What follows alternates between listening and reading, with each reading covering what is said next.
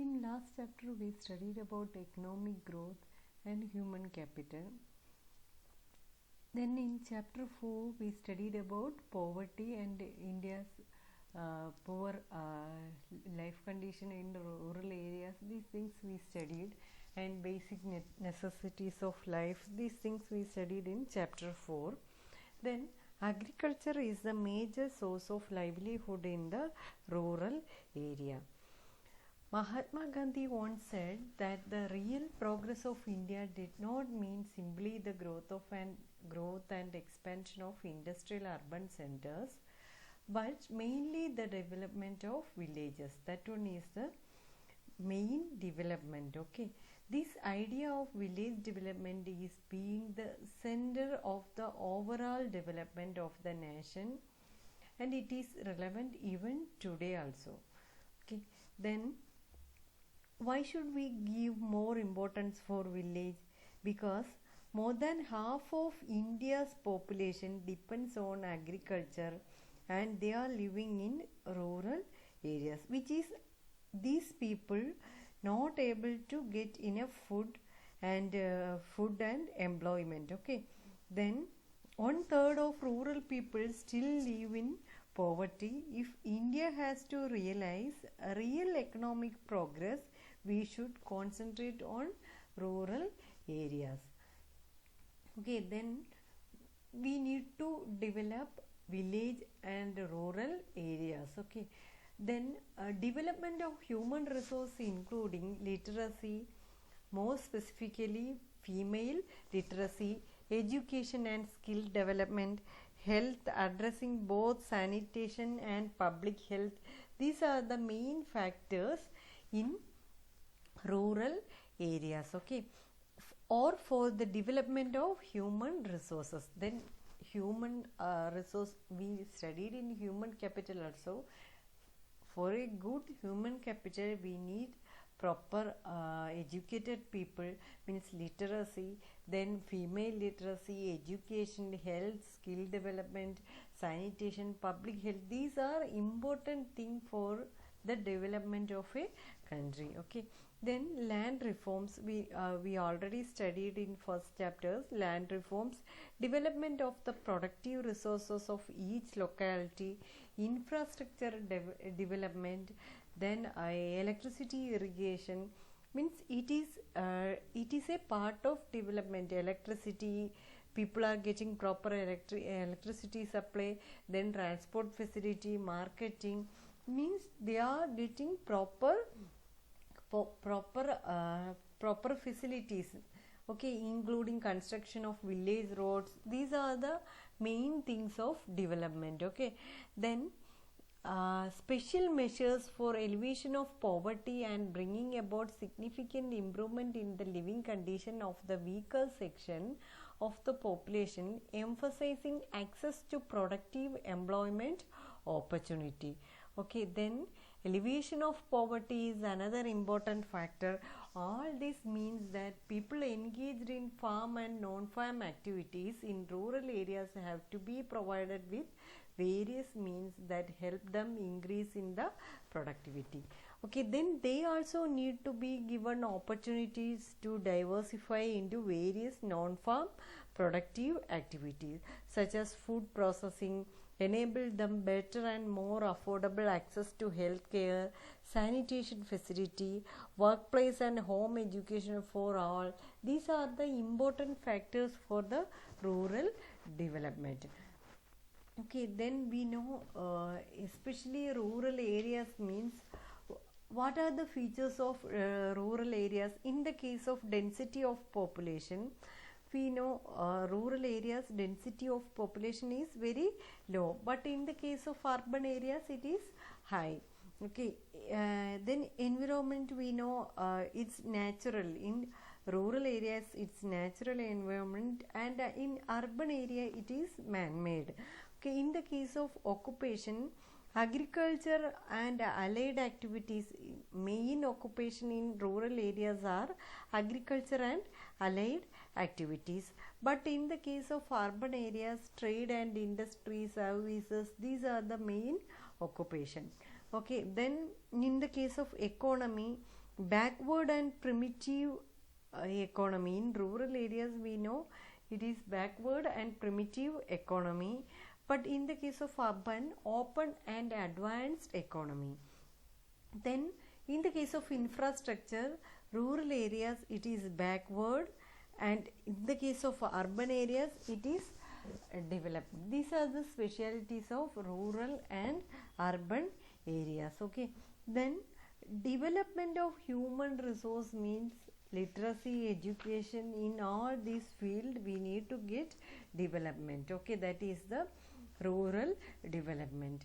Okay, then we know as per the census of 1991, 65% of the population is depend on agriculture, and it reduced to 2011 it reduced to 2000 it reduced to 52%. Okay, then it is generally said that rural youths are attracted to urbanization and move towards cities for alternative jobs like industries, construction work, service and other sectors. Okay, then this is because of inadequate infrastructure, then uncertainty of rainfall, then lack of irrigation facilities, more risk in rural work and job insecurity in villages. These are the main factors for the migration from rural areas to urban areas. Okay, then we know some drawbacks are there.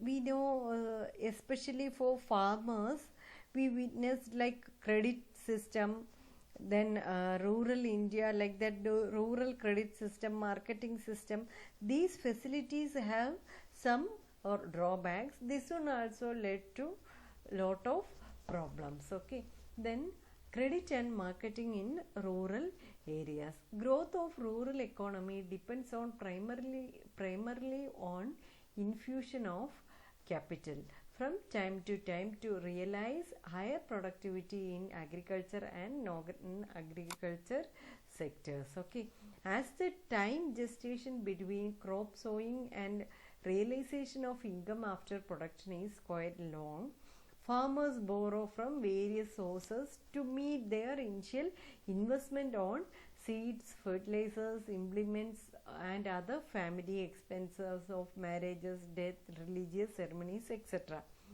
At the time of independence, money lenders and traders exploited these farmers and landless laborers by lending them to high interest rate by manipulating accounts to keep them debt trap. Okay, then growth of rural economy depends on injection of capital to realize higher productivity in agriculture and non-agricultural sector. Okay, the time duration between sowing and income earning after production is too long for rural farmers. Then we know government, after the nationalization of commercial banks in 1969, then a major changes has occurred in rural credit. Okay, NABARD, we know what is NABARD. NABARD means National Bank for Agricultural and Development. NABARD was set up in 1982. Okay, it is an apex body to coordinate the activities of all institutions in the rural financing system. Then in 1982, on apex body of rural finance and started, and state financing rural banks and other institutions started like to meet the rural credit at lower interest rate, like RRBs, like some other multi-agency like commercial banks, like that. Some agencies started to give loans for rural people. The institutional structure rural credit consists of commercial banks, regional rural banks, cooperative banks. They finance farmers at cheaper rate. We know recently self-help groups are there. They are popular in rural areas. Then they have emerged to fill the gap in the formal credit system. The self-help group promotes savings in small amount, okay, a small proportion in the form of minimum contribution like 10 rupees, like that they can contribute how much they have, they can contribute. Then credit will be given to the needy member at lower interest rate. This system of credit is self-help group is called micro credit program. We are calling it as micro credit program. Okay, then agricultural marketing system. Then what is microcredit program? Means renovating to take up self-employment, means credit provisions that one, especially for rural people, for helping. Okay, that one is the microcredit program. Self-help group have helped in the empowerment of women. It is alleged that borrowings are mainly confined to consumption purpose. Then this borrowing should be mainly for consumption purpose. Sometimes other people also will take loans, in means instead of farmers other people will take loan and they will use that money. Okay, then rural banking and critical appraisal. Rapid extension of the banking system had positive effect on rural farm and non-farm output, income and employment, especially after the Green Revolution. We know after the Green Revolution lot of changes happened in our economy. The remarkable increase in the quantity of production of food grains in 1967-68, that was the main thing during the Green Revolution. Okay, then variety of loans and credit facilities started for the farmers. Famines became events of the past, and we have now achieved food security, which is reflected in the abundant buffer stocks of grains. Then we know now food security is there, that is the main thing. With the possible exception of commercial banks, other formal institutions have failed to develop culture of deposit mobilization, lending worthwhile borrowers and effective loan recovery. These things started through rural banking system. But what happened means the expansion and promotion of the rural banking sector has taken a backseat after reforms. Actually, that like a rural banking sector promotion didn't get that much of importance.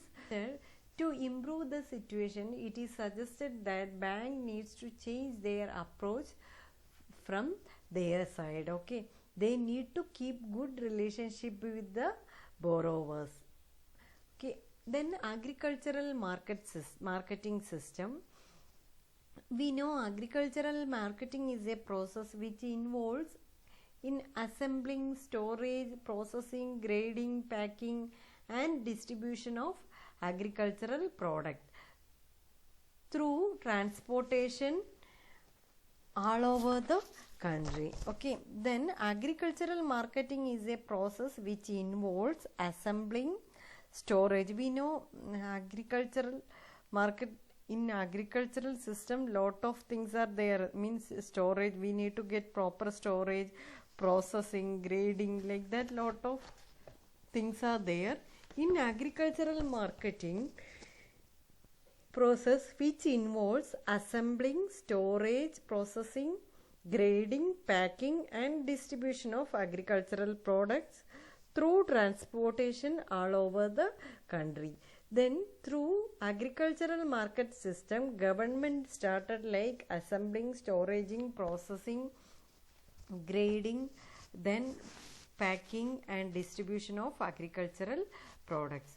Before independence, farmers were selling their product to the lenders and traders at lower price. Okay, then after independence, farmers did not have actually farmers did not have market information and storage facility. As a result, farmers were forced to sell their product at lower price. Okay, then an efficient marketing system can be an important means for rising agricultural productivity and income levels of farmers. Okay, then it is a important thing to increase development regulated markets to create orderly and transparent marketing condition, provision of infrastructure facilities like road, railway, warehouse, cold storage and processing units, formulation of cooperative marketing society. These are the main important measures, means development of markets, then provision of processing units, formulation of cooperative marketing societies, then formulation of fair price and agricultural societies, then assurance of minimum support price. These are the important thing in this agricultural marketing system. Then finally, distribution of food grains through public distribution system and maintain multi-nutritional status of rural people. These are the main things in agricultural marketing system.